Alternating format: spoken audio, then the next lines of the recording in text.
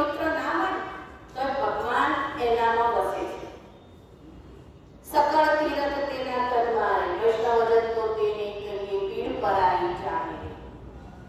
તો કેમ મનના સાચા ગયા છે? હાલ કીટા અને મૂંચા હાલ થઈ જાય છે, એમનામાં વેરભાવ રહેતો નથી. આજે આપણે સંકલ્પ કરીશું થોડાક અને એ પ્રમાણે વર્તીશું.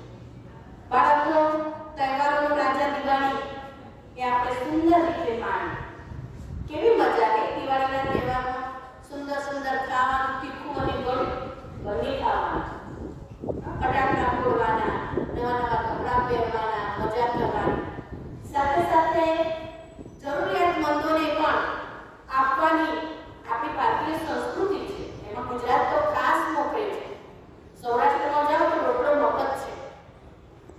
એટલા મંદિર છે, તમે જાઓ ત્યાં રોટલાનો ટુકડો ત્યાં પ્રભુ રહે ઢોકળો.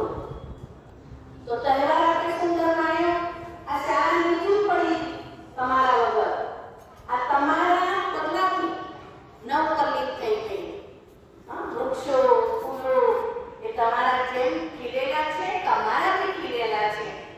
બાળકો, મેં હાલ સ્ટેજ પર પાવડા શું બોલવું વિચાર કરતી હતી, કારણ કે રજાઓ એટલે રજાઓ, એમાં પછી શાળા બાદ થઈ જાય. શાળામાં આવીને ઘર બાદ થઈ જાય. એમના પર શિક્ષક, સ્કૂલમાં આવીને અમને અમારું ઘર, અમારા સભ્યો કોઈ યાદ આવતું નથી.